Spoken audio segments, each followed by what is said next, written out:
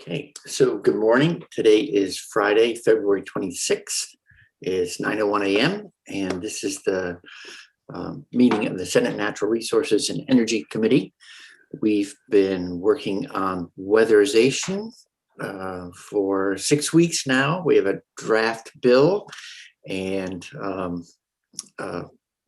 we still have a lot of work to do, but one of the things that we're looking at and trying to understand is opportunities to enhance that ecosystem of providers out there and get more work done. So one of the things that I think based on our testimony over the last several weeks, we all are very familiar with the work of Efficiency Vermont because they've been our partner for years. And as a matter of fact, I was reminding myself this morning that even now, as we talk about growing our work on weatherization and transportation, Efficiency Vermont, BED, are both in the first year of an expanded program to do just that based on what we've done through first Act 62 and now a 3-year pilot through, well, I forget, I don't remember the act number. It was Bill S337. So we are steadily making progress, but we're also right on the verge of contemplating a much larger growth in that effort. And as we keep learning and trying to figure out how do we get the most done, and we wanted to check back in with Efficiency Vermont. Rebecca Foster is with us this morning, and Maura Collins is with us as well again, because as everyone knows, the governor proposed bringing money to the effort through VHFA. So one more editorial comment just to set context is we've expressed the concern that two things we want as we grow this ecosystem of services, that we have everyone playing to their strengths and we don't inadvertently create friction or duplication or anything other than productive relationships out there. Since we're talking about ecosystems, I'll borrow another thing from that, symbiotic relationships. We're looking for relationships where one person doing their best work helps someone else in that ecosystem do better work as well. The second thing is the governor's proposal, although much appreciated, we're all mindful that it's a one-time injection of money. And so the working group that we're proposing is really designed to say, okay, that one-time injection of money has bought us some time, at least 1, maybe 2 years, possibly longer. But while we have that opportunity, let's have a working group figure out a way to maintain that level of funding and actually even look for ways to grow beyond the one-time money. So that's a bit of a preamble, but I really wanted to pause before we hear again from Efficiency Vermont and VHFA to help us, help the committee and all of us frame up what it is we're after and what we're trying to sort through in today's conversation. So I'd like to just follow our agenda and first call on Efficiency Vermont. So good morning, Ms. Foster. Good to see you again. I see you have Mr. Riley with you. The floor is yours and you're welcome to use it together, onesie, Mr. Riley might be here as a, who knows, technical, maybe he has a technical detail or something. Anyway, however you want to do it, please, the floor is yours. And in response to all that preamble, can you help us think about a future where we're all doing more? Absolutely. Thank you, Mr. Chairman, for having us here today. I'll do most of the talking. I believe I may refer to Dan Riley and ask for some details and support as needed. But I'd like to just start off by stating my name for the record. I'm Rebecca Foster, the Director of Efficiency Vermont. And then in response to the comments that you just made, Mr. Chairman, the place I'd like to start is to just share what Efficiency Vermont does well within the weatherization ecosystem right now, and kind of explain a little bit more to the committee about the work that we do and the work that we don't do, that we also feel is very necessary. So for the past 20 years, we at Efficiency Vermont have developed a statewide infrastructure for delivering programs that reduce energy use, lower energy costs, and cut greenhouse gas emissions. So those are really the three components of the work that we are doing and what we drive toward. We know how to design and deliver programs that meet Vermont residents and businesses where they are, and then offer support that they need to take steps to reduce their energy use over time. And those programs cover everything from heat pumps to home appliances for the residential sector to industrial processes and new net zero commercial buildings for the business sector. We have staff in nearly every county across the state and strong relationships with the supply chain, with customers who view us as a trusted resource and partner, and with other energy efficiency utilities, distribution utilities, and weatherization agencies. So the people that are working in the field to help customers lower their energy costs. Thinking about weatherization for a minute, we know from experience that scaling weatherization takes a few different ingredients. It takes incentives, it takes financing, it takes customer outreach, technical support, and workforce development. In the summer of 2020, I can share some experience that we had recently. Efficiency Vermont covered up to 75% of project costs for low and moderate income customers, and we offered low and no interest financing. When we launched this comprehensive offer, we saw the number of projects by low and moderate income families quadruple from one quarter to the next. And over the course of 2020, we supported nearly 1,200 comprehensive weatherization projects. And 58% of those were for low and moderate income families. And that's the highest percentage we've seen. It was really made possible through the Act 62 funding that the legislature directed toward that effort. And that number, the 1,200 total, included 124 low-income multifamily units through collaboration with 3E Thermal.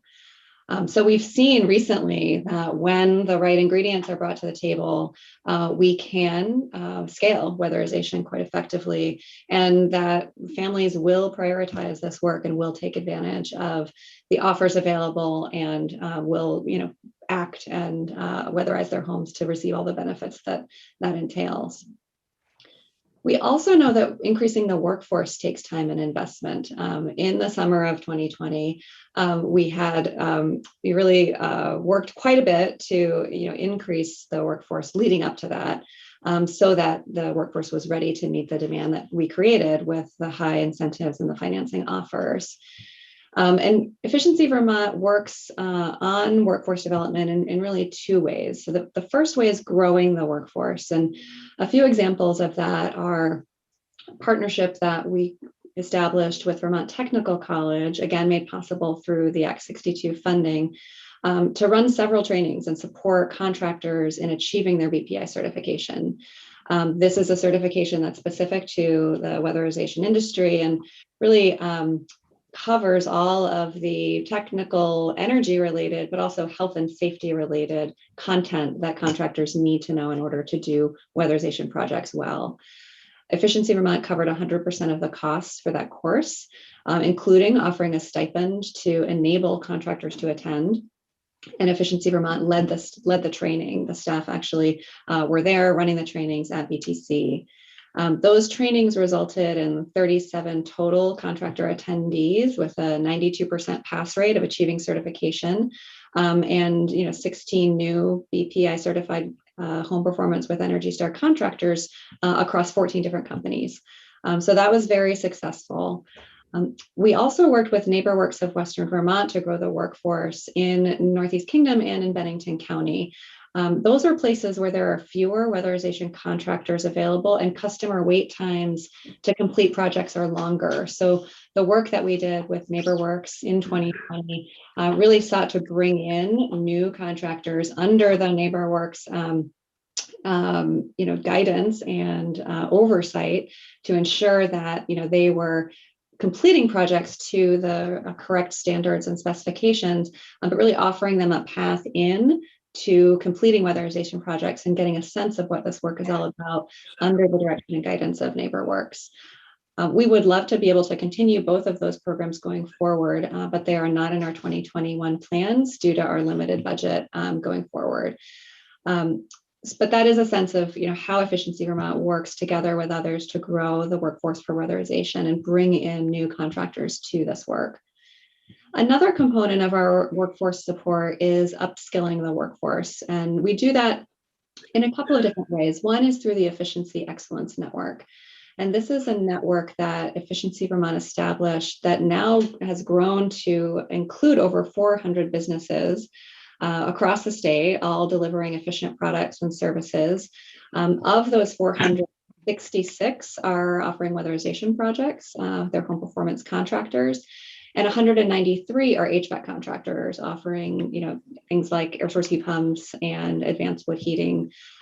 So those are important, parts of our work to reach out to contractors, bring them into the fold, and we provide to those contractors upfront and ongoing trainings, as well as a technical hotline and in the field support. So, if a contractor is out in the field with a particularly tricky installation or has a historic structure, we can partner with them and help them navigate how to proceed and how to deliver the efficiency and meet the other needs of a particular homeowner.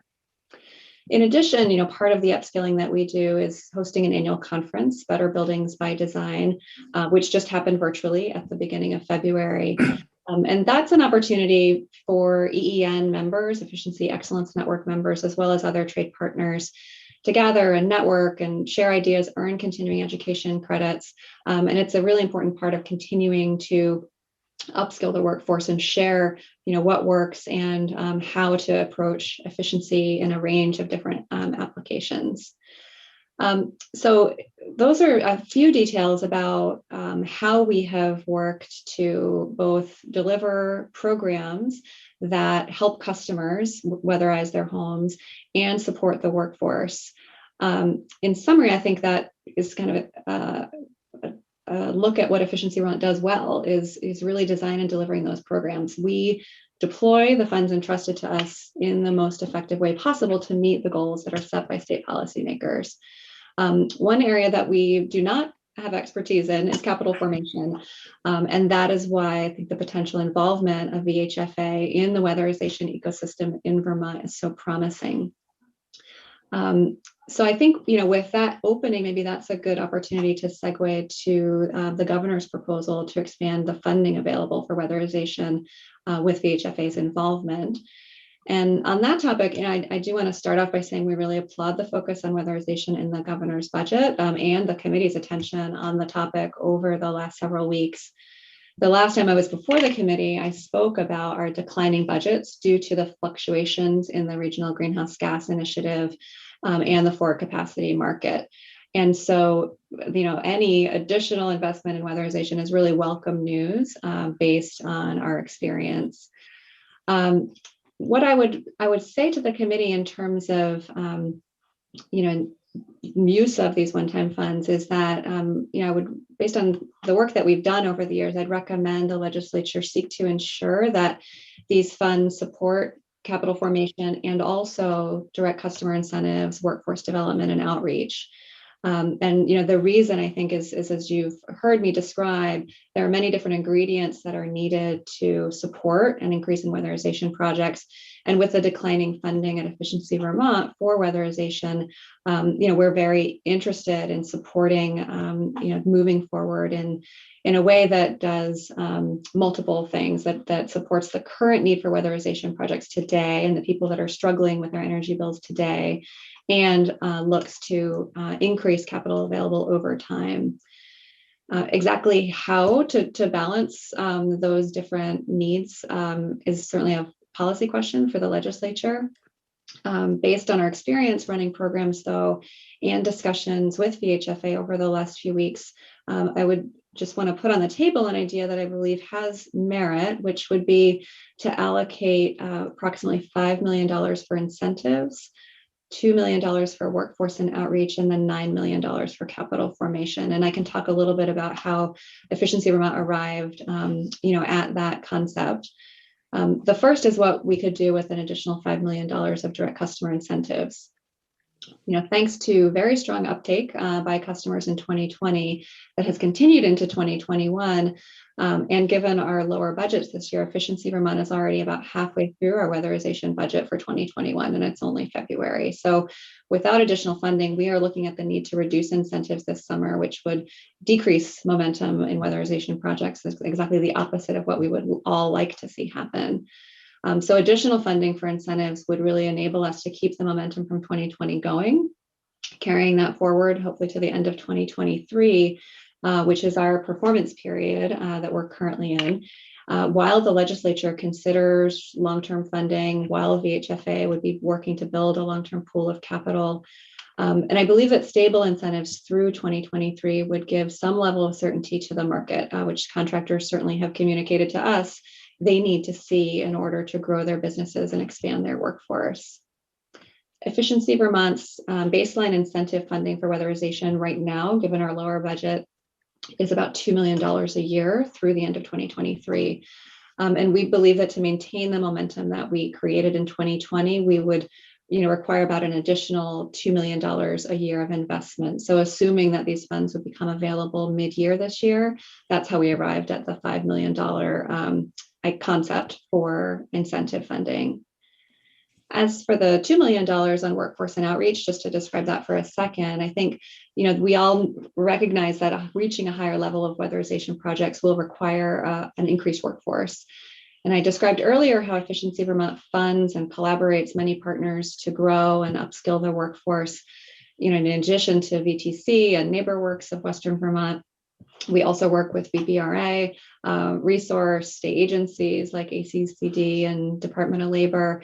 And additional funding would enable us to continue that work and importantly, to keep the work going that we started in 2020 and grow the workforce in the state with all of those partners. And then lastly, outreach. I think that's critical, as all of you know, due to the complex nature of weatherization projects. The vast majority of people are not kind of sitting around thinking about weatherization. They have many other things that they would prefer to do with their limited time and money. And as a result, we recognize that funding needs to be devoted to supporting community engagement, program enhancements, and providing home energy visits and kind of counseling to help customers work through this process and provide them with additional support they need to take action. And funding for this outreach, I think, is particularly important to ensure that all Vermonters can access and benefit from weatherization, and that it's not just seen as something that only affluent customers can take advantage of, or only Vermonters in a certain part of the state can take advantage of. So that $2 million for workforce and outreach, I think, is also an important part of the puzzle. And then lastly, can I ask a very quick question on that one? Would that allow you to continue to work with NeighborWorks, for instance?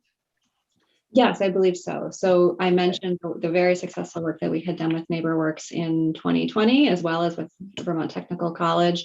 We would love to be able to continue those efforts, but have had to basically let those contracts expire at the end of 2020, just given the lower budgets that we have to work with this year. But that is certainly something we would like to bring back. Thank you. Great. And then lastly, the governor's budget proposal includes a total of $16 million. So, thinking about some component of that moving to incentives and workforce and outreach, that would leave $9 million for a pilot program for financing. And we've had many productive conversations with VHFA over the last several weeks, and I really believe they can bring a unique experience to the table as the state looks at long-term funding solutions. Efficiency Vermont is not a financing agency. We work with wonderful financing partners, and to date, VSECU, Opportunities Credit Union, and NeighborWorks of Western Vermont have been the partners that we've worked with under the home energy loan. But financing and capital formation is not our core function. So we're really hopeful that having VHFA at the table will lead to an increase in funding available for weatherization over time.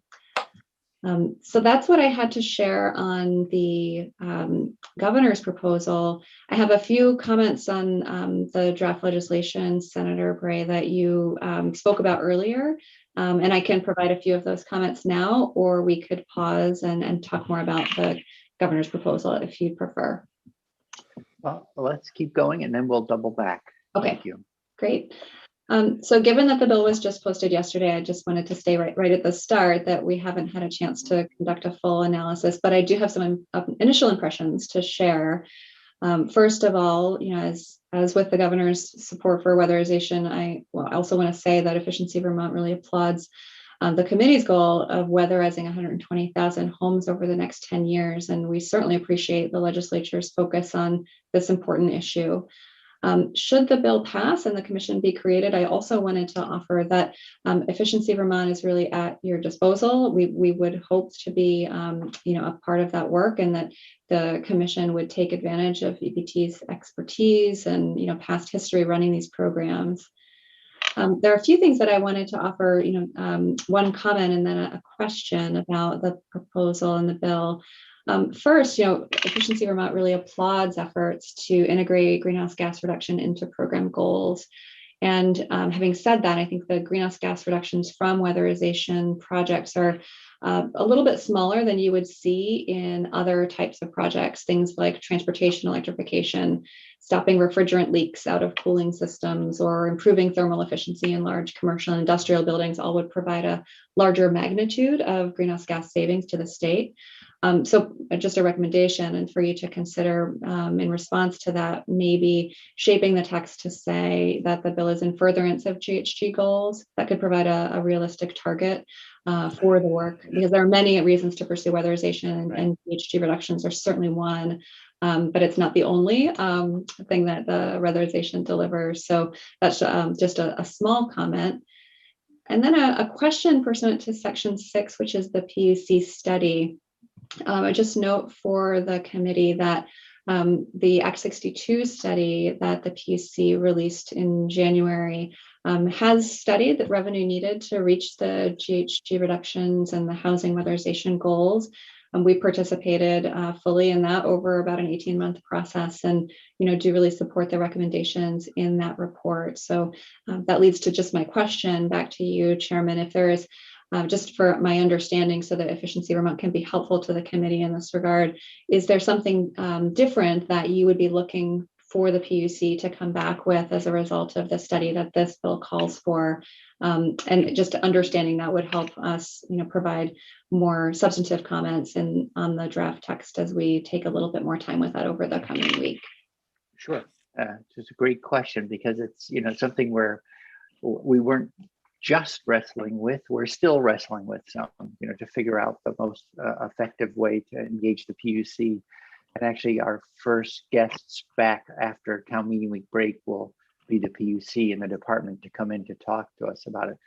But it's compared to what they were doing in the Act 62 report, which I think validated that we needed to do more in terms of long-term study funding. They proposed the thermal energy benefit charge.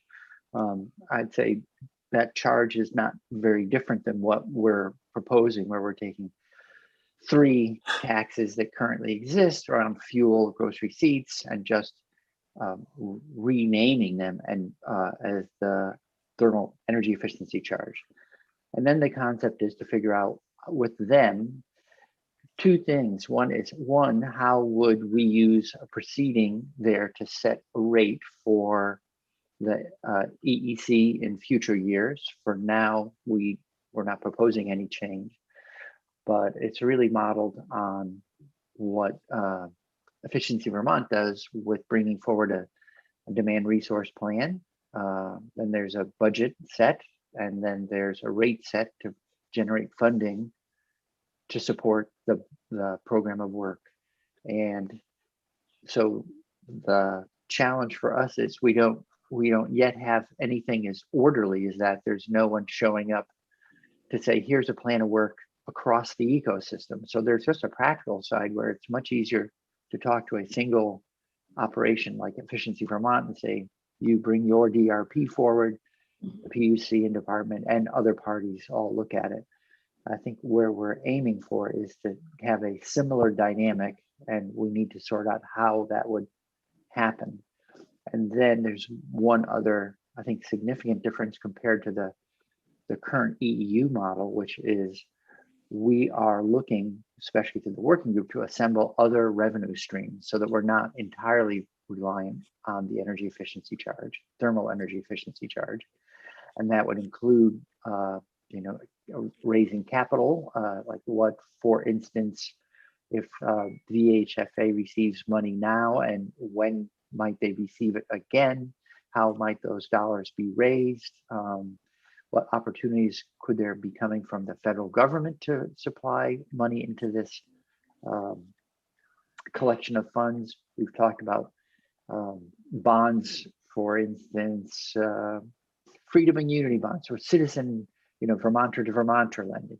We've also heard some really interesting testimony on not just on-bill financing, but to-the-meter financing, whereby utilities pay for the measures and are repaid, and there's no debt to the renter or homeowner. So it's that mix of other revenues that we really want to try to assemble, and then have a single process that can look at, okay, we've assembled this revenue stream. We've also have an energy efficiency charge. How do we set a charge that complements the other assembled revenues? So I know that's kind of a long answer, and it's a little fuzzy because we're trying to set up something new. But I figured, when we talked about it as a committee, we could see that the PUC would have many questions about how this should be run. So we need to set policy, and we need to set some guidelines, and then we need to hear back from them on how sufficient that is for them to feel like, oh yes, we could run a program now that you've given us this guidance, set these parameters. So that's a longish answer, but that's the work in progress. Thank you. That helps a lot. And I think Efficiency Vermont can take some more time with the proposed text and with that understanding, and provide more detailed comments over the coming week or two. That's very helpful. Great. Thank you. So let me pause and see if any members of the committee have comments or questions for Ms. Foster. Senator McDonald. I believe the witness discussed it towards the end of her presentation about if we were to follow the recommendations, et cetera, a year or two from now, we would have this workforce ready to go and do the work that's necessary to be done. But perhaps the witness is not the best one to talk about funding, but how would this ready workforce, what would they work on in the absence of any funding that this legislature appears unlikely to come up with? I think you're putting your finger on a really important point, Senator, which is, in developing any market, and this is work Efficiency Vermont has done in other instances as well, heat pumps or lighting. In developing any market, we want the market for weatherization to develop. There is a need to work on a few different fronts at the same time, working on, ensuring that funding is available. And I would definitely see that as a policy discussion and a discussion that this committee should be having. Then we also need to build customer demand for projects. And that's work that Efficiency Vermont, has done and will continue to do. And then ensure that the workforce is ready to deliver on that demand and to meet that demand, so that there's not a mismatch between demand and then supply. So we want to work on all of those, fronts as a state. I think Efficiency Vermont is well positioned to drive customer demand for weatherization projects, and we've demonstrated our ability to do that over time. We've also demonstrated our ability to support workforce development efforts run by folks like VTC and VBRA and NeighborWorks. and to be a source of funding for those entities, or your collaboration on amount of resource that should be needed, technical knowledge about what the workforce needs to be able to do this. And I think a funding question is really a policy question that I would put back into the hands of the legislature. But you're absolutely correct that those things all need to match up, and the amount of funding needs to match with the customer demand and the available workforce to really get the weatherization market, or any market, to develop over time. What I hear is the work that you do is so well, and the training of a workforce is both absolutely necessary, but you don't have any, without the funding, the job's not done. Is that what you're telling us?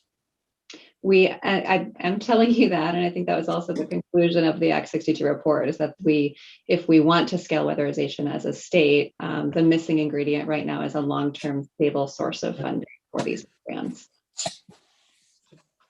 So, Mr. Chair, we're back to horses and carts, and which goes first? And the question of, if this legislature that believes in the things that the witnesses told us need to be done, why are we putting off to a future legislature who isn't crafting this to raise the money that we weren't willing to raise at the time we knew it was, when we were going forward to put into practice the first two solutions, but not the money. So thank you. Well, yeah, there's, it's that we all know at bottom, well, I shouldn't say, we can get caught up in the money, which is essential, but we're also, I think, part of what we're doing by doing all this work now in this committee, as well as the Act 62 work, plus the 337 work, like the pilots that just began, that complement what started 2 years ago. And now I think we are trying to assure ourselves and our colleagues who are going to be asked to write a check, that if you write a check, we will spend your money wisely. I mean, I think that I think is what we've learned in the last 2 years. So yes, I do, it's painful that we've only been able to raise a little money and then a little more and create a pilot. But I think the learning that's going on, plus the one-time money that arrives now, is going to give us the chance to have a solid foundation into which to invest. So we do have to raise that money. And We meaning us, the legislature. this 2-year elected group of legislators, or the next 2-year group of legislature has to write the money? I would say this is going to be our job next year when we come back. We, as I was saying, the governor has bought us time. Okay. And that's why, in terms of staging, I know you have the D-Day metaphor. So we're building up all our equipment on the English coast right now. By next year, it's time for D-Day. Okay. Touche, Mr. Chair. All right. I did, just a note, sharing information. We've learned a lot, and we had a really interesting conversation yesterday with Joe Teagarden, who runs the adult education program at the Essex Technical Center. And he had, he has a track record of doing stuff on HVAC and other programs related to all this work. And I think he was like a racehorse ready to go. If he's called upon and funded, he would, I think, be delighted to build a program a lot like what you're talking about, where people are sent in to get certification and training. And we also heard a lot of interest in this from the other end of the state, from Sion down in Brattleboro. So I'm just mentioning these in passing. Probably your team is already in contact with all these people, but was encouraging to hear that there are people sort of ready, willing, and able to go. But then it sounds like it takes just the kind of thing you've already assembled with VTC, taking the cost away from the paying for the training itself, and then the stipend. That means while you go train, you don't lose your paycheck, right? Exactly. Yeah, those are important ingredients. And I think, expanding that model and bringing that model to other parts of the state and other partners is certainly of interest. We would love to be able to do that, working with the, training centers, the technical high schools, working with Sion and others. I think that could provide a significant benefit to the state in terms of growing the workforce and getting more young people into this profession and into this field early. Right. And just one other quick response. So thank you for pointing out that, if you're totally driven by greenhouse gas reductions and spending every dollar you can just on that you might not be doing some of the weatherization work or fuels, the clean heat work, stuff like that. But we're also really, as you were saying, trying to meet customers where they are. And we have a richer set of tools to help people with their energy costs at home than we do yet for transportation. But we're also acknowledging that there's a real need to pick up the pace on transportation, and heard some very interesting testimony from Capstone, where their counseling with their customers looks at family finance, and then the two major stressors on it, cost of heat and cost of transportation. So I think an integrated model that doesn't silo out these services is where we're headed, or where we hope to get. So thank you for that. Senator McCormick. Thanks, Mr. Chairman. I just want to thank Senator McDonald for his comments. I've often thought, it's a sort of a cliche in Western movies that, the lynch mob comes and it's the one brave guy who stands up to them, just one brave. And then they say, well, it's only one of you, there's 40 of us. And then someone stands next to the brave guy. I have had a career as the second brave guy. I don't have the courage to stand alone, but I do have the courage to say I'm not going to let that guy stand alone. We money talks, and I think we do have to at some point, and I don't think the voters are ever going to be happy about it. At some point, we're going to have to face the fire of angry people who accuse us of taking their hard-earned money for our green agenda. But I think, Jimmy Carter in 1979 described energy conservation as the moral equivalent of war. And he was right.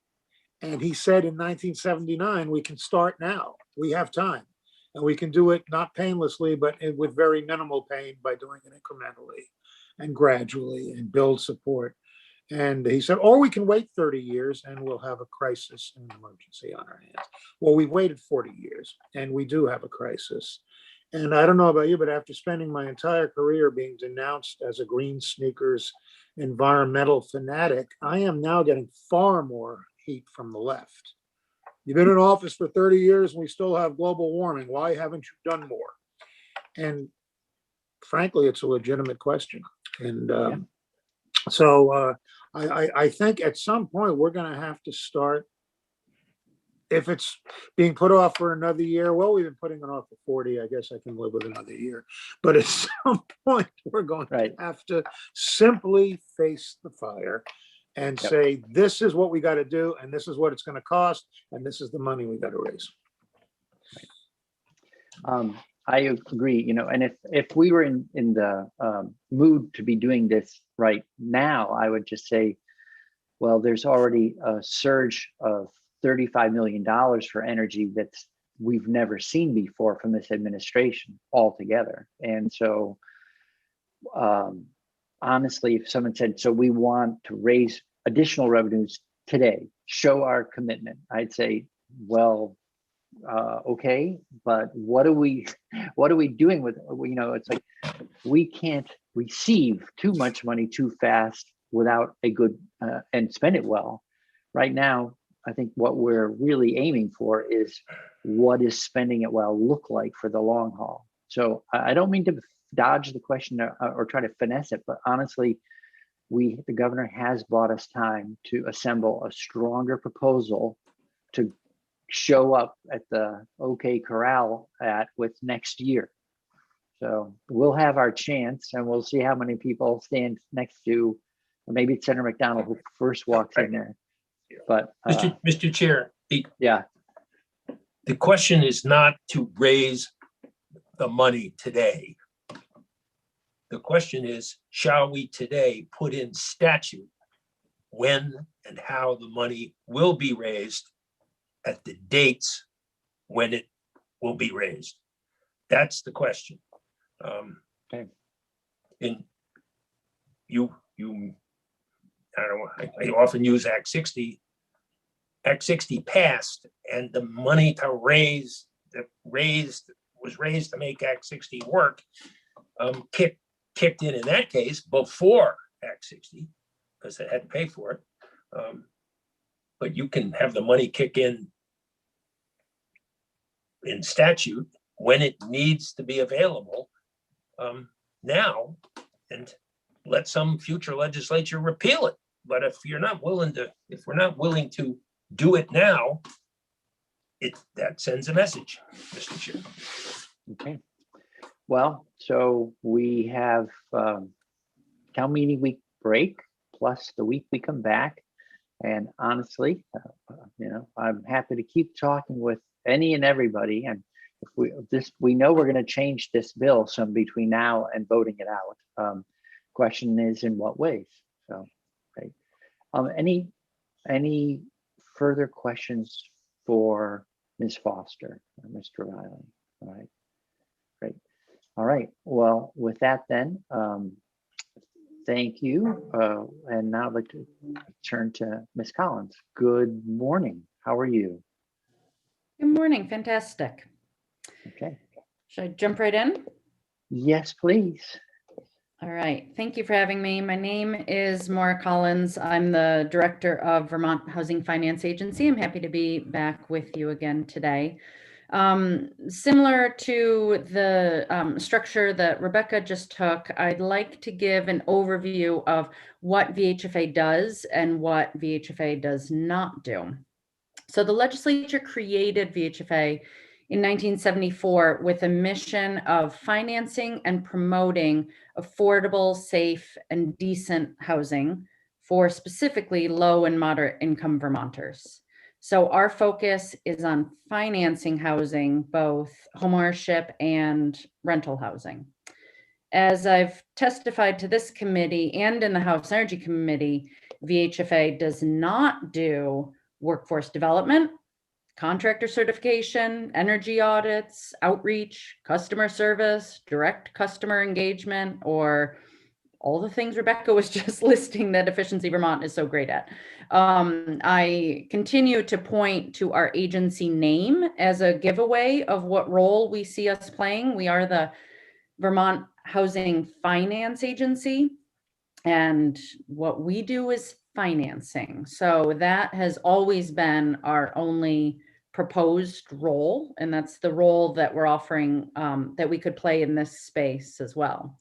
So as a result of the collaborative effort that Senator Bray, Efficiency Vermont, Vermont Gas, NeighborWorks of Western Vermont, and others were part of, the governor's budget address this year recognized that group's work and included this one-time appropriation of $16 million with a goal of making substantial progress towards the state's weatherization goals, using one-time money in support of this model that collaborative group was working toward.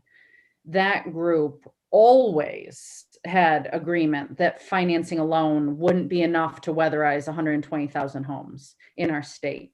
And so that plan always included workforce development, incentives, financing, and customer assistance. Since learning that the governor was going to propose $16 million for this work, That collaborative group has been working hard to specifically divide how that money would and should be spent. And so we've landed on what Rebecca explained of $5 million for incentives for households who won't engage in financing, 2 million for workforce development, and 9 million for financing paired with incentives. So with a $9 million investment, VHFA has modeled a program based on Efficiency Vermont's home energy loan program that they offered for weatherization customers in 2020. And we do see a future where we could reach Chairman Bray's goal of doubling the number of households EVT has been able to offer financing to, using their 2020 high water mark as the benchmark, and sustaining that for the 2.5 years Rebecca mentioned until more sustainable funding has been identified. We're modeling a program that would keep the incentives as good or better than Efficiency Vermont has been able to offer. And the funding would go to loan loss reserves, buy down interest rates. But VHFA can offer low cost capital, and so those dollars could go farther. There are a lot of benefits that VHFA thinks we can bring to this, and we're willing to play that role. I fear that my internet connection's unstable. Are you still following me? So good so far. At least, so whatever worrisome thing you're seeing, Am I we're back not. with you? Yes, whatever worrisome thing you're seeing, we're not Excellent. seeing. Okay. Thank you. I'm going to continue. I love this new world. So I would never want to speak on behalf of the energy efficient mid last year. EVT and others were imagining this weatherization at scale idea long before Vermont Gas and Richard Fazey invited VHFA into this conversation. But having participated in group meetings for the past 2 months, it's always been clear to me that the energy efficiency ecosystem has always talked about the need to grow the incentives, the workforce, the customer service, and the financing options all at equal rates so that all these efforts expand together to support the growth of this market. So if you really want to get to 120,000 homes over 10 years, there will need to be a financing component for at least 25,000 or more of those homes, which translates into $100 million or so. So a financing strategy will need to be developed alongside the larger effort, and that's the role VHFA is willing to play by bringing our financial tools, our partners, and our knowledge to this effort. Unlike the state, we are willing to do this lending on our balance sheet, meaning we're willing to put some of our assets at risk and play this role on behalf of the state, because we do see this as a direct connection to our mission.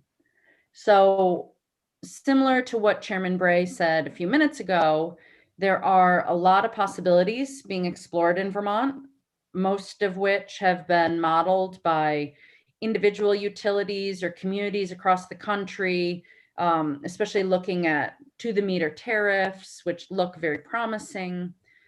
But that said, we can't find any other states that have developed the scale of what's being proposed here on a per capita basis.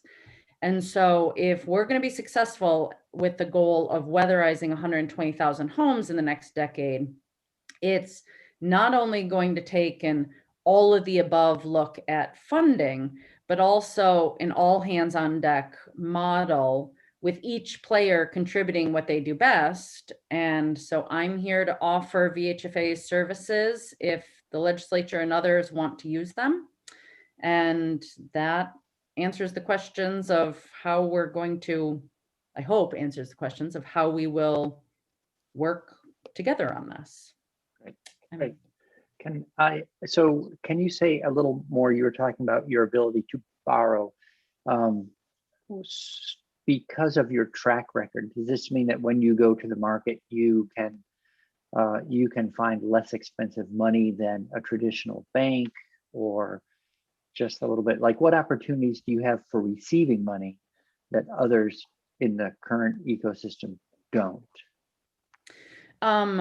Yes, I do believe that. And also, while we need to cover our costs, we don't need to do much more than that. VHFA has a business model that does not rely on us playing a role in this way for this market.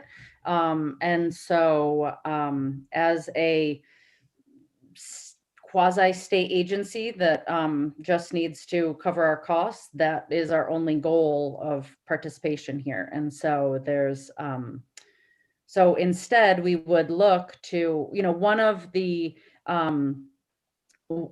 great things that has been done over the last several years has been the leadership of the lending institutions like VSCCU, NeighborWorks, and Opportunities that have stepped up and been willing to play a financing role in this space. And it's clear that if we're going to bring this to scale, we need to look to more than just those three partners. We need to have this be something that other lending institutions can take part in. We've been having some meetings with credit unions and banks and understanding what their limitations are for participation. And so VHFA is hoping that our role would be to create a uniform program so that each lender doesn't have to create their own, and also help bring this to more participants and have this be more widely available. Great. I think, and for several years now, the whole notion of there would be money made, we would make money available to do more work. And I think one guiding principle, at least for me, has always been whatever pool of resources we assemble should be equally available to all the traditional lenders who are interested, so that we don't inadvertently basically sort of make enemies out of people that we would like as allies, because they have existing relationships with, just like the fuel dealers. One of their strengths is they have so many relationships. The banks have so many relationships. If we can bring money to those who have those relationships, we have a much bigger team right from the get-go. So VHFA, because of the way I don't know if it's chartered is the right term or whatever, but you can receive, for instance, zero interest. You would be eligible to receive, as I understand it, zero interest USDA RESP money. Is that correct? And are there other, since you've launched into this voyage on weatherization, what's your thinking about your ability to bring to Vermont and Vermonters particularly low-cost money that will really help us make more progress and make it available to more people, because the money is less expensive? Yeah, right now, we've been especially focused on this one-time appropriation. Time is of the essence. You all are facing crossover and the rest. And so we are trying to accomplish two goals simultaneously of working on this $16 million proposal, as well as trying to build that future state that you're speaking to, Senator Bray. And when we've needed to prioritize, we've probably put more effort into the $16 million program development than those future funding sources. We have started to look at it, and yes, it does look like VHFA would be eligible. USDA would, I would like to think, would look positively on VHFA as a borrower in this state, because we have a really healthy balance sheet that USDA would lend to as a result of the assets that we have. So there are a lot of promising opportunities like that, but I don't want to get too far ahead of myself in terms of going into the pros and cons of each of those funding sources because they're being explored as we speak. Sure. Well, and I think part of the whole, all the work that we're talking about doing in the coming from now till next January is about creating the coordinated proposal that would become particularly attractive, you know, as a good way of investing in Vermont. And I'm really, to be plain about it, I think the legislators will, and this group would do regular outreach to our federal delegation to say, you all are positioned to help us see what the opportunities are. And there's, who knows what people will ever mean by a Green Deal, but there are things cooking. And if we have a solid program in the state that could scale with more money, then I think it makes us a particularly strong applicant. And I think, you know, that's part of what we're also thinking about. Great. So one of the questions that I don't know, this might be an annoying question, but it comes up sort of regularly. If you take $9 million and turn it in and then bond it, and then you have more money at the end of that, what's the math there for when people say, well, what is 9 million sort of quote unquote get you? Can you say something about the, you know, $9 million, you can use it to, in the end, assemble X number of dollars for work? Well, we're looking at, again, matching what Efficiency Vermont offered most recently, which is a considerable amount of incentives to go with the financing. And Okay. so to the extent that you know, half or more of that $9 million is going to provide grant money and not just lending, then it does limit the impact of how far that can go. So you really Sure. have to look at those two things together. Yeah. And but so I can't, I mean, there's so many assumptions in the model right now that I don't think that there's agreement and clarity on as it stands right now. But VHFA is seeing a path forward where we can, again, access money at far lower rates, still using the infrastructure of existing home energy loan lenders, hoping to grow that. And by pooling some of these resources, we're using money very efficiently. Right now, you know, each participant, you know, there's loan loss reserves and there are interest rate buy downs, and they're done lender by lender. And by pooling some of this, maybe there's a way of having some of that funding go farther. But it looks very reasonable, as I said, that we could be serving 1,600 households over the next 2.5 years. And as more money may be available for this effort, you know, that can grow from there. Okay. So I think, you know, where we're heading is putting together appropriation in the bill. So I'd ask that you, you know, continue to think about that by the time the bill goes in, which I think we voted out on something around middle of the first week we're back, that we'll want to revisit that and sharpen our pencils a little bit. Senator Westman. No, you were getting at the thing, you know, if we're going to put appropriations in the bill, we're going to have some kind of numbers. I might be missing something. We totally get that what VHFA's role is in being able to bond and do that. But, you know, I can't tell you, the 9 million is different than the 12 that you came in a couple of weeks ago and talked about. And so I'm just trying to figure out what numbers would we plug in for what to get to that place where we can get this process started. Yeah, the 12, so we've always known, so there's a $16 million in the governor's budget. So we started with that number. Again, always knowing that there was going to need to be uses for other things. And so in talking with Efficiency Vermont, they felt strongly that more was needed for direct incentives than we had originally been planning for. And so that's why the 12 million that we were planning to go to financing plus incentives went to 9 million. And then the difference is more for households who only get incentives and don't take advantage of the 0% financing or the financing we can offer.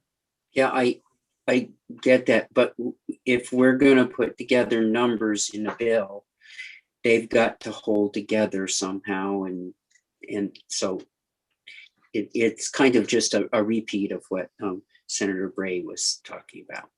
Yep. Great. All right, so that's very helpful. And I don't know if the committee has more questions. I'm just looking to see. I don't see any hands. So thank you very much. So committee, I think we've now heard from two main players in the program of work we're assembling, and my sense is that there's some and people have finally had a chance overnight perhaps to read the bill and think about that a little bit. I don't know if while we still have VHFA and Efficiency of Vermont with us in the room, if there's any questions that you have based on reading the bill that you'd like to discuss while we have these partners in the room with us. Okay, other than Senator Westman was just bringing up, we're going to have to be clear and convicted about the budget we bring down the hall.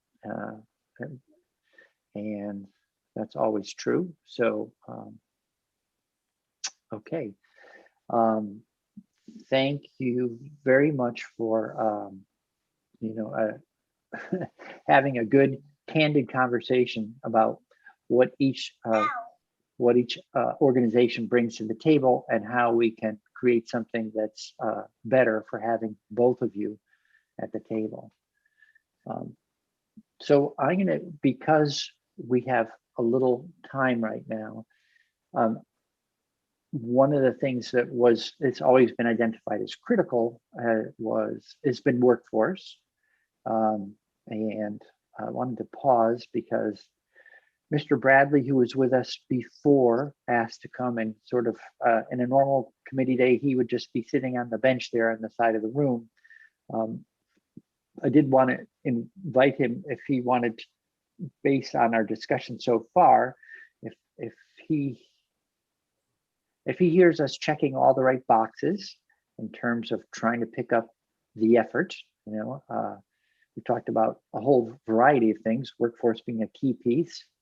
I don't know if you heard anything or have thought of anything since your last visit with us a week ago that you would want to highlight for us as important to keep in mind as we edit the bill and get it ready to bring out of committee. Certainly, and thank you again for this opportunity.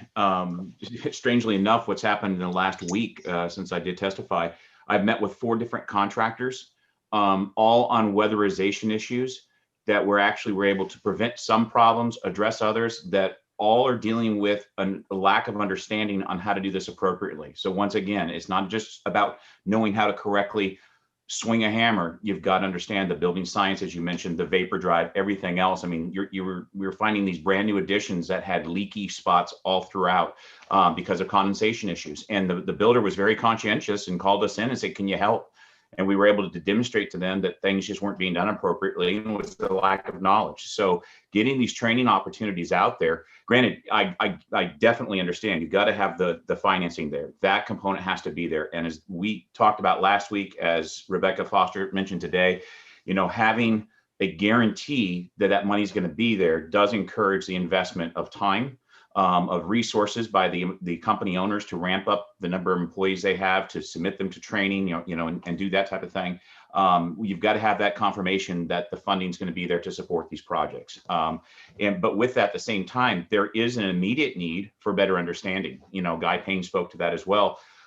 Is that we definitely need to have this training opportunity, workforce development, and it's not just workforce development of new people in the industry, but the existing people in the industry at the same time. I know when I've had employees, I've been looking for those resources to send my employees to. A lot of it's on the job, and I do still think that's a great way to go forward.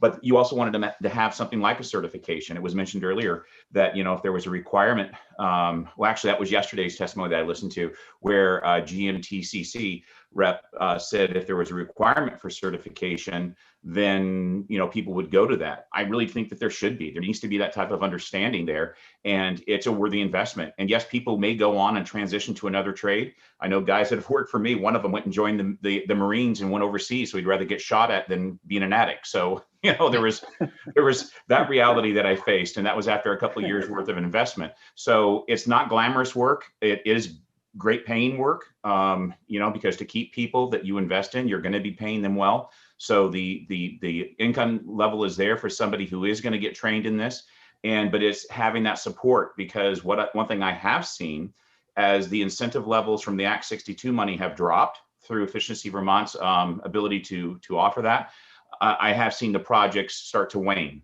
not go forward as much, because people do need that bit of assistance. And it's more so in the moderate to low income individuals. So people who are of means are going to invest. Some of them don't even want the incentive, because the $1,000, they say, oh, it's not really necessary. But the ones who need the assistance, it's crucial. And I saw a much greater uptick of jobs when there was a $5,500 maximum incentive as compared to a $3,000. So anything that can help that and encourage people to go forward with the project, and then having that proper workforce in place is really important. But like I said, it's not just about developing new workers, it's also getting the current workers appropriately trained. So that the workforce development component is really important.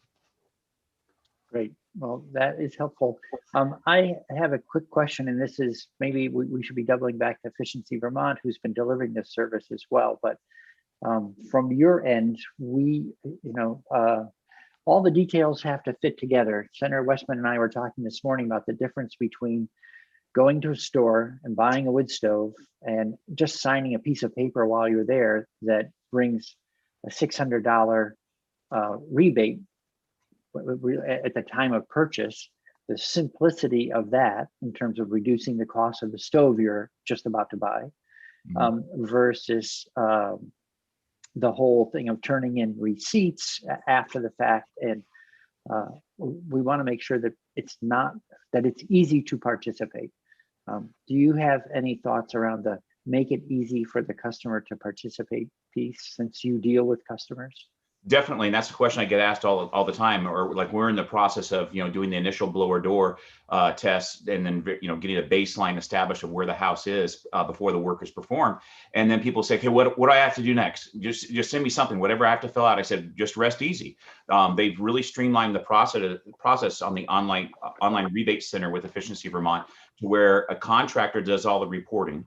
When I do that, it may take me 15 minutes to 30 minutes to do all the reporting of the measures that were performed. And now we're supposed to, as of I think yesterday or today, we're supposed to now going forward upload all the invoices there to verify the monies that were spent. But as far as the consumer is concerned, once I upload that process or that information, an email goes directly to them. They answer a few questions about income to make sure they're eligible for different levels of monies. And after that, I mean, it's a couple clicks and done. I've sat in front of several customers when the deadlines were approaching before the incentives drop. Like one of them was, I think, back in September of 2020. And I'm sitting across from them. They've got their computer open. I did all my information, or input all my information, hit send. and immediately they got an email and then processed the paperwork within a few minutes. It was very easy for them to go through that process. But I think it's important to have something there, because unlike buying a wood stove where you get an automatic rebate, having somebody in there who is certified and looking these things over is verifying the work's done appropriately at the same time. So I think that's an important component of this process. Great, great. Well, I'm delighted to hear that it's become that easy Yeah. to do. Yeah. I just wanted to jump in as well and yeah, say please. that part of the reason that we have focused so much at Efficiency Vermont on streamlining that part of the process is that the work itself is complex and invasive in many cases, and people are in your home and tearing your walls apart and blowing insulation and air sealing leaks, and so we know that it takes a significant customer motivation to undertake one of these projects, and we're trying to just nail every barrier that we can and move past it and make it as easy as possible for someone to take this on, because we know, after the fact, how valuable these projects are in terms of, energy costs, but also comfort and indoor air quality and other, factors. So that's part of the reason why we focus so much on it and simplifying the process that Mr. Bradley just pointed out. It's because there's overall, it's still a heavy lift for a family to take on a project like this, but the benefits are so substantial that anything that we could possibly do to simplify the process along the way has really been great to hear from Mr. Bradley that that's really being seen among the contractor community and among the customers that are participating. Okay. Well, great. I'm glad to know that you're already ahead of us on that regard. So the other piece that I was chatting with Senator Westman about earlier was incentives as they relate to equipment, heating equipment. So I guess we can hear both from the field and from Efficiency Vermont, because you're the ones behind the support. Are we supporting? I know that what happens in the case of someone who's choosing sort of across the whole range of options? Like, do I just replace my oil-fired boiler with another one like it, but maybe a little newer and cleaner? Or do I move all the way to heat pumps? Do we have incentives that are incentivize clean heat over just upgrading fossil fuel-based solutions? There had been previously, years ago when I was first part of the program, a different type of incentive structure that incentivized more of just the swap out, if you will, for an oil fired just with another oil fired, that was more efficient. You had to hit a certain efficiency range, especially like in a natural gas, when you could increase it from an 87% efficient unit to a 94% efficient unit. But now there is more of a rebate structure or incentive structure for the heat pumps. But the one thing that happens that I've seen as a contractor, as people catch on and the incentives were at one level, but they're starting to do it more and more, those incentives start to drop and something else gets incentivized, to the impetus to get people to go that direction, like a heat pump water heater, that's electric, but it's a hybrid and it's, really a great unit to go with if you have the ability to do so. So that is being incentivized. And but I know the heat pumps, those rebates, you have some parallel type of rebates as well, because GMP was offering companion rebates along with Efficiency Vermont, and even in new construction, they're offering that to say this is a great direction to go.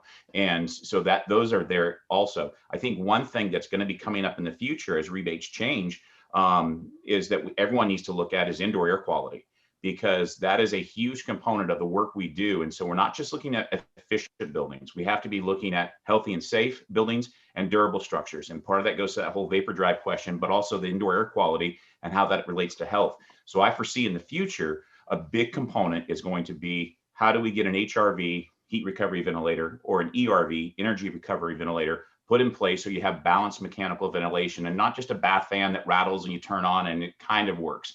Something that actually brings in fresh air, recaptures the energy before it gets sent outside, and then brings it back in. So those incentives, I think, are going to be really important going forward, and that we have to consider that as well. Oh, sorry, Ms. Foster. The only thing I was going to add, to Bradley, is just that Efficiency Vermont has been involved in a multi-year process to support transformation of the heating sector in Vermont. And that included, in the early days, doing a lot of investment in market testing of heat pumps to make sure that they could perform in our cold climate. And then, working to bring the equipment that met our standards into the state. At the same time, we were investing in heat pumps and advanced wood heating. We were reducing our incentives for fossil fuel fired systems, so oil or propane. And so now we don't offer incentives for fossil fuel systems for residential customers at Efficiency Vermont, and really are putting all of that emphasis onto heat pumps in collaboration with the distribution utilities that offer those incentives as well through their Tier 3 programs and into advanced wood heating. But as Mr. Bradley said, we have to reduce some of those rebates over time as budgets have been constrained. Thank you. Senator Westman. So how many of the buildings that you work with that we're doing weatherization on have heating systems that are create emissions in carbon versus systems like heat pumps that limit those?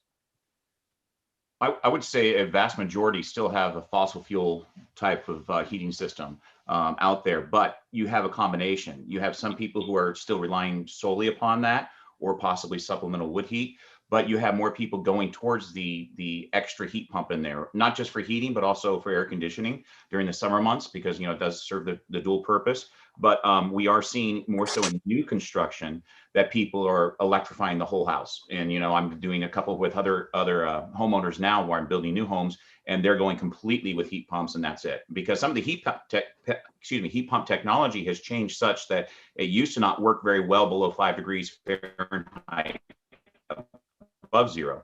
Like the hot heat pumps, they're working and highly functional at -30 degrees Fahrenheit. So the technology is improving, and it's a worthy, primary heat now, and so more people are moving that direction. But I would still say you've got, like I mentioned before, the vast majority still have some type of fossil fuel burning appliance. Would Efficiency Vermont collect that information? We do, and I can follow up and provide our trajectory. I think over the years, we have incentivized about 30,000 heat pumps in the state as we've had our heat pump program. And we have some numbers I can pull for you in terms of what that number looks like compared to the total market share of, how many heating devices there are in the state overall. So we're at about 30,000 in total that we've incentivized through starting in 2015 to today. And some of those are still used in conjunction with other backup heating systems. So we do have some numbers on the share of the market that heat pumps represent, and advanced wood heating as well, that we can provide to the committee as a follow-up. Because I would say, it would seem to me that if the equipment that's doing the heating, if this committee is most interested in reducing emissions, that the sooner we can get to a place where a majority of the homes are heated with something that's clean, it accomplishes, it moves along more towards the goals of what this committee would want. And I would agree with that, sir. One thing I would add, because I get asked this question often, is, okay, what do I do first? Do I go renewables first? Do I go making my house tighter first? Or some other measure? I usually tell people I would not want to put a really efficient unit into a bad performing building unless there was a compelling reason to say health and safety or whatever, you needed to change it out, or, that type of thing, or it was defunct. Because my thought is, and I'll just pose this to the committee, is why heat the outdoors really efficiently? Because if you have a leaky building that's not appointed well, address the building first, get that weatherized first, address the health and safety concerns, and then look towards the renewables or the more efficient ones. But sometimes people are able to do the whole thing using incentives to say, yes, I am going to do a weatherization project, and as part of that, I'm going you with, know, and frankly, sometimes they do it without incentives. correct. And You are correct. you know, I get all of that, and but I do think it's an important thing for us as a committee to look at. As a builder, I would want to fix the building first too. Sure. And the issue for, I hope for this committee is first, how do we get emissions out of our atmosphere as fast as possible? Yeah, and I think, you know, to your point, Senator McDonald was pointing out Rich Coward's testimony about the Yep. 2/3 of the work that remains undone, even if we've done a great job on the building envelope. And I think that's where leaning into that in the work group through looking at carbon intensity as one of the factors that would go into setting that energy efficiency charge, so that we would ground the way we raise money and how clean the technologies that deployed at a home or business are. We have a lot of work to do on a lot of fronts. Right. You took the words out of Yeah. my mouth, Mr. Chair. It's not do all one thing first and the other thing second. It's blend the two when, as the dollars provide the most efficiency in a integrated manner. Right. That's what Yeah, Mr. Coward said. Right. Thank you. It's like, so I just reassuring you that I am listening to you, Senator McDonald. Like, D-Day is now part of half of the presentations I ever make, and the timing. So, well, great. This has been very helpful to walk through this. I think we have some more ideas for tuning the bill further before it moves on and out. Any other questions while we have these guests with us? All right. So seeing none, thank you, everyone. We'll take it's 10:25. We'll take a break to 10:40, and then we'll reconvene to talk about the bill and work to do a little bit of follow-up. I'm going to try to reach out to people during town meeting week, and then so that when we come back post town meeting week, when we only have 4 days total to cross over, that we really are very close to we're ready to get the bill out the door. Okay, so thank